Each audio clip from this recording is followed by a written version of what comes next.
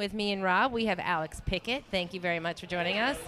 Alex, hold on before you say anything. I know you're a very humble guy, but I got to tell you, every time I read one of your stories, I'm beginning to have a favorite writer at the Creative Loafing.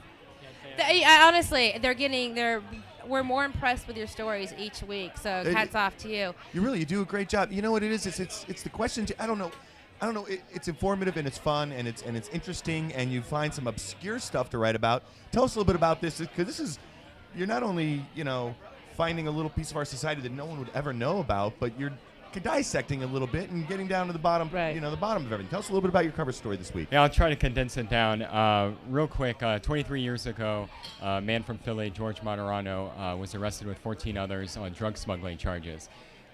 Went to trial. He wasn't caught with any weapons. There's no violence involved. He had no prior offenses. There's not even a ticket. But because his last name was Martorano, who was big in the mafia up in Philadelphia, his father, the judge slapped him with life sentence, no parole. But according to your story, he wouldn't have gotten that if it wasn't for they pegged him as the kingpin of the operation. Partly because of his name, partly because of the kind of grandiose statements that he made FBI agents in this 15-month operation.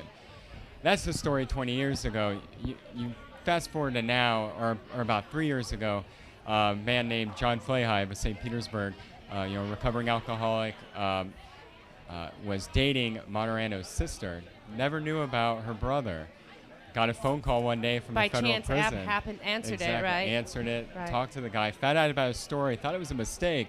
And the more that he delved into the issues, he found out this is not just happening to George Martorano. This is happening to hundreds of thousands of people. Nonviolent first-time offenders that, yes, deserve to do some sort of time, but maybe not these outrageous sentences that they're given. And the real story here is their relationship on how it bonded over these years. He visits him weekly. They started a prison reform organization together.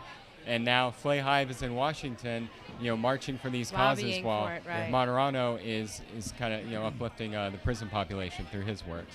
Yeah, and I don't think you're sitting here saying that these people don't deserve some sort of time or some kind of punishment for their crimes, but to the extent of sort of what's following by the law.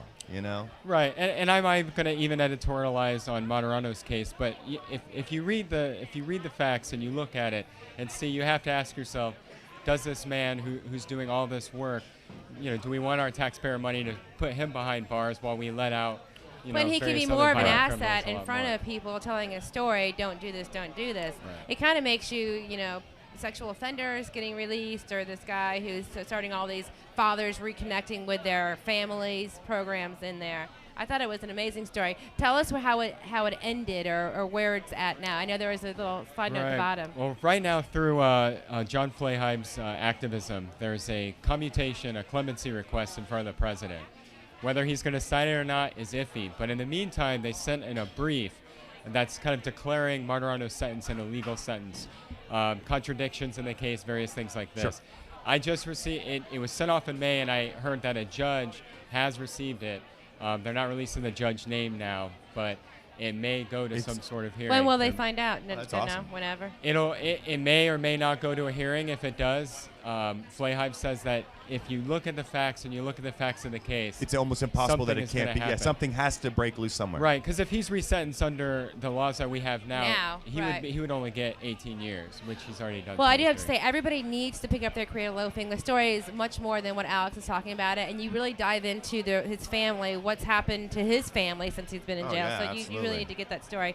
In about 15 seconds, give us some scene dues for the weekend. Well, we're having some interesting things this weekend. St. Petersburg, downtown St. Pete on Saturday is urban golfing. It's from the same group that did SantaCon in Sarasota, where a bunch of drunken Santa Claus people running around. Well, here you're supposed to show up. It's free with your most outrageous golf attire, and they're going to set up little putt-putt holes all throughout downtown St. Pete. Oh, how fun. Right. And then on That's big. That's big. That's huge. On Sunday at Coconuts Comedy Club in Clearwater is a man that I profiled before, James Vernon. Mm-hmm. He's headlining a comedy event benefiting the Kolb family of Largo. who's their son had a brain tumor, and then a year after that, another son got hurt and was paralyzed from the waist down. But you know, So somebody it's needs a to call benefit. Extreme Makeover. That sounds like a story they'd be interested in, right? Right, exactly. Wow. Well, thank you very much. And again, what a moving story that you wrote, and coming Check from it a guy out. like There's you. so much more to it. There It's so is. many It layers. is. It's so deep. It's pretty cool. Yeah. Great job again, Alex. Wonderful. Nice Thank to see you you for again. coming.